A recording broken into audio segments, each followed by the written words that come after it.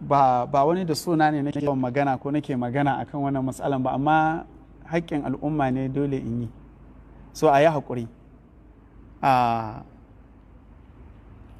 Abin da ya shafi mutum shi kansa ba abin da ya kamata ya shagala da shi ko ya rika yawan magana a kansa a wajen karatu ba ne. Karatu ya adda'awatu akbaru min ad-da'iya. Karatu ya wuce mutum ya zo ya rika magana, to amma kila matsalar nan bata shafe ni kadai ba, ta shafi al'umma da yawa. Na san dai duka ana sane da abubuwan da suka faru har aka ce za a je shari'a.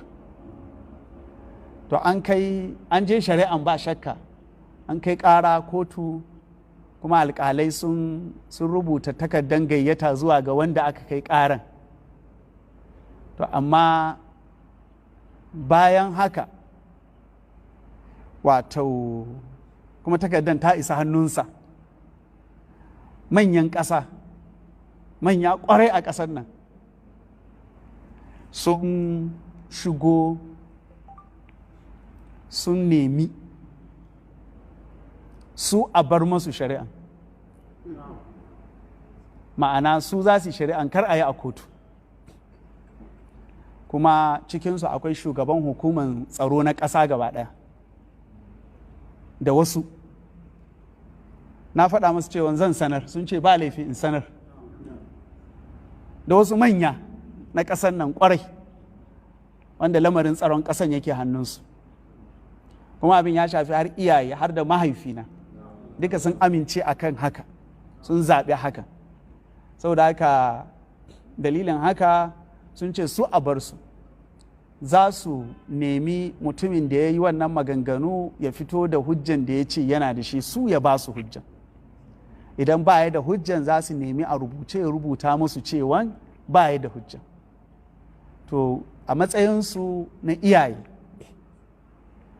ko da ma bai kai ga mahaifi ba, su kansu ma sun isa idan suka ce a yi abu a yi, don dalilai mabambanta. Dalilin matsayinsu a cikin al'umma, dalilin matsayinsu a cikin shekaru, kowanne daga ciki sun isa su ce a yi, dole a saurare su a yi. Kuma a cikinsu ma har wa yau kuma akwai wanda shi ma matsayin mahaifi yake gare ni, shi ya raɗa min suna ma cikin shugabannin ƙasa ɗin. Saboda haka ba ni da abin da zan yi, dole sai biyayya ga umarninsu. Don haka kuma na nemi izininsu cewa zan sanar da wannan maganan, kuma sun yi izini cewa lallai a sanar ɗin. Su suka nemi a janye, kuma suka nemi su za su yi tawallin wannan lamarin. So da haka mun bari, mu dama gaskiyar magana ba mu da wata niyya na tozarta kowa, kuma ba wai so muke aje a kai mutum, balle ma wanda ya jingina da ilimi.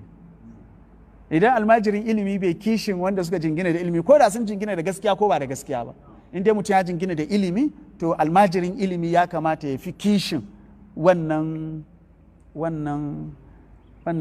danganan mai girma. Ko yanzu nan ne maganin Ibn Qayyim da littafin shi I'lamul Muwaqqi'in, ko ar-rabbil alamin. So at-tawqi'u ar-rabbil alamin ai ba karamin matsayi bane. So girman malami da girman wanda ya jingina da shi, bai kamata mu bari mihina ta almajirai ta zama abin wulakantarwa ba, ko ya zama su ne ake, wato duk abin da zai jawo kaskanci gare su, mu ya kamata mu yi kokari kar mu bari.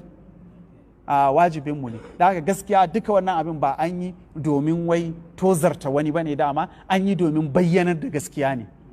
To tunda su sun yi tawallin za su ɗauki wahalar ƙoƙarin fito da gaskiya, to shi kenan mun bar masu, kuma su dama aikinsu a sirrance suke yi, ba da hayaniya da yayatawa ba. So da haka mun bar masu, Allah subhanahu wa ta'ala ya ba su nasara.